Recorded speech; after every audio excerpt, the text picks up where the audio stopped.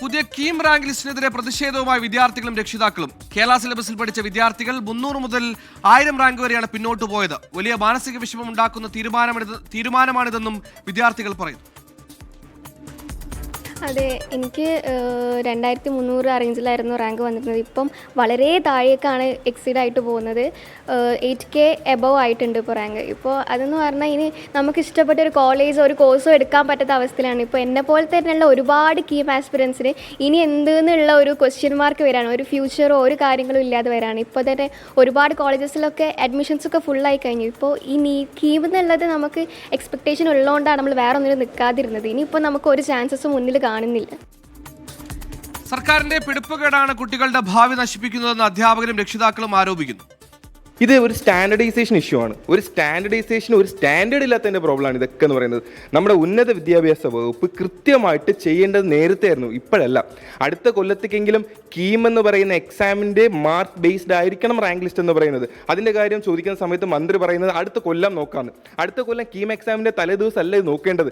ഈ പറയുന്ന പ്രോസ്പെക്റ്റിൽ വെറും 1 മണിക്കൂർ മുൻപാണ് ഈ മാറ്റങ്ങൾ വരുത്തിയിരിക്കുന്നത്. അപ്പോൾ തലേദിവസം ചെയ്യാനല്ല എഡ്യൂക്കേഷൻ സിസ്റ്റം എന്ന് പറയുന്നത്. ഒരു കുട്ടിയുടെ ജീവിതവും ആ കുട്ടിയുടെ നാളത്തെ ആ കുട്ടി ബിൽഡ് ചെയ്തെടുക്കുന്ന സമൂഹത്തിന് വേണ്ടിയിട്ട് നമ്മൾ വർക്ക് ചെയ്യേണ്ടത്. തീർച്ചയായിട്ടും ഇത് ഗവൺമെന്റിന്റെ ഭാഗത്തുള്ള വലിയൊരു മിസ്റ്റേക്കാണ്. ഇതിനൊരു സൊല്യൂഷൻ എന്ന് പറയുന്നത് കീം എക്സാമിന്റെ മാർക്ക് മാത്രം കൺസിഡർ ചെയ്തുകൊണ്ട് റാങ്ക് ലിസ്റ്റ് പുറപ്പെടുവിക്കുക. +2 മാർക്സ് കൺസിഡർ ചെയ്യാതിരിക്കുക. കേരള ചരിത്രത്തിൽ ഇതുപോലെ അവസാനം മുൾമുനയിൽ നിർത്തി റാങ്കുകൾ മാറുന്ന ഒരു സംസ്കാരം ഇതുവരെ ഉണ്ടായിട്ടില്ല എന്നാണ് എനിക്ക് തോന്നുന്നത്.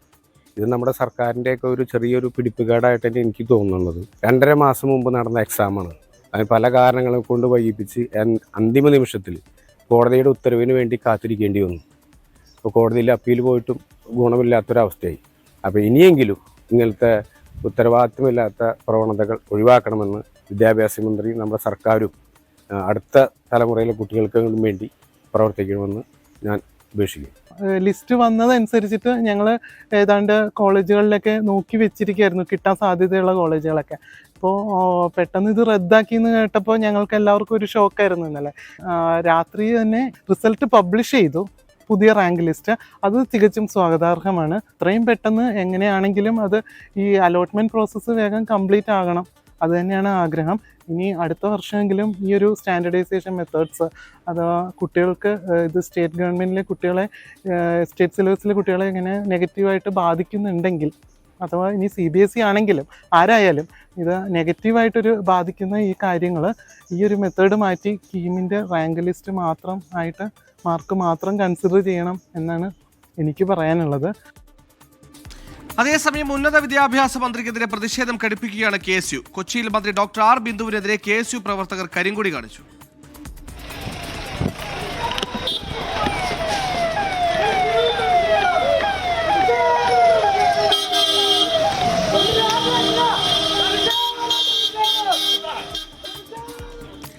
സമീർ സി മുഹമ്മദ് കോഴിക്കോട് വിശദാംശങ്ങളുമായി ചേർന്നു. സമീർ, ഈ പറഞ്ഞതുപോലെ പ്രതീക്ഷ കൊടുത്ത് സ്വപ്നം കാണിപ്പിച്ചിട്ട് കൈവിട്ടതാരെന്ന ചോദ്യത്തിന് ഉത്തരം സർക്കാർ എന്ന് തന്നെ പറയേണ്ടി വരും. കാരണം ഈ പരീക്ഷ കഴിഞ്ഞിട്ടല്ല പ്രോസ്പെക്ടിക്സ് തയ്യാറാക്കേണ്ടതും പുതിയ റാങ്ക് ലിസ്റ്റ് പ്രസിദ്ധീകരിക്കണം. എന്തായാലും ഈ സാങ്കേതികത്വമൊന്നും കേരള സിലബസിൽ പഠിച്ച് റാങ്ക് പിന്നോട്ട് പോയവർക്ക് അവരുടെ പ്രശ്നത്തിന് പരിഹാരം കൊടുക്കില്ല. എന്താണ് ഇനി ഇവർക്കൊക്കെ പറയാനുള്ളത്? ഈ ആകുലതയൊക്കെ എങ്ങനെ പരിഹരിക്കപ്പെടും? സ്വപ്നം കണ്ട കോളേജ്, സ്വപ്നം കണ്ട വിഷയം, ഇതൊക്കെ അവരുടെ മുമ്പിൽ നിന്ന് കൺമുന്നിൽ നിന്ന് നഷ്ടപ്പെടുകയാണ്. ആകെ ഒരു സാധ്യത അടുത്ത വർഷത്തെ പരീക്ഷ എഴുതി അവർ വിചാരിച്ചതുപോലെ റാങ്ക് നേടുക എന്നുള്ളത് മാത്രമാണ്.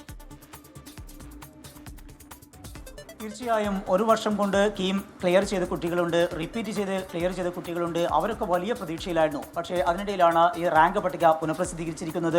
അതിൽ വലിയ മാറ്റമുണ്ട്. പ്രത്യേകിച്ചും CBSE സിലബസും കേരള സിലബസും തമ്മിലുണ്ടായിട്ടുള്ള മാറ്റമാണ്. അതിൽ കേരള സിലബസിൽ പഠിച്ച കുട്ടികളാണ് വലിയ രീതിയിൽ പിന്നോട്ട് പോയിരിക്കുന്നത്. അവരൊക്കെ ഇഷ്ടപ്പെട്ട കോഴ്സും അതുപോലെ തന്നെ ഇഷ്ടപ്പെട്ട കോളേജും ഒക്കെ സെലക്ട് ചെയ്ത് അതൊക്കെ ലഭിക്കും എന്നുള്ള വലിയ പ്രതീക്ഷയിലായിരുന്നു കുട്ടികളും അതുപോലെ തന്നെ അവരുടെ രക്ഷിതാക്കളും അധ്യാപകരും. അവിടെയാണ് വലിയ ഒരു ട്വിസ്റ്റ് ഉണ്ടാകുന്നത്. വലിയ രീതിയിലുള്ള ഒരു ഭീതിജനകമായ രീതിയിലേക്ക് കാര്യങ്ങൾ എത്തുന്നത്. അതുകൊണ്ട് തന്നെയാണ് അതിൻ്റെ ഒരു സങ്കടവും അതിൻ്റെ ഒരു മാനസിക ബുദ്ധിമുട്ടുകളും വിദ്യാർത്ഥികളും രക്ഷിതാക്കളും അധ്യാപകരും ഒക്കെ ഒരുപോലെ അക്കാര്യം വ്യക്തമാക്കുന്നത്.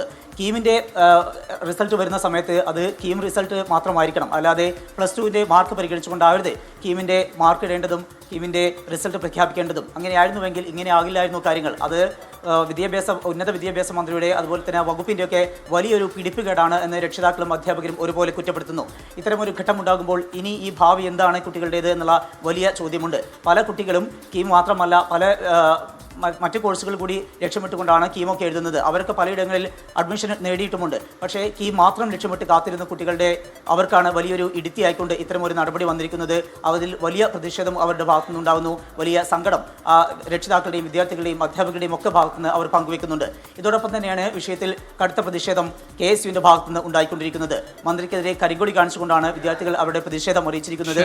വരും ദിവസങ്ങളിലും ഉന്നത വിദ്യാഭ്യാസ മന്ത്രിക്കെതിരെ അവരുടെ ഭാഗത്തുനിന്ന് പ്രതിഷേധം ഉണ്ടാകും എന്ന് തന്നെയാണ് പ്രതിപക്ഷ വിദ്യാർത്ഥി സംഘടനകൾ വ്യക്തമാക്കുന്നത്. സുഹൈൽ.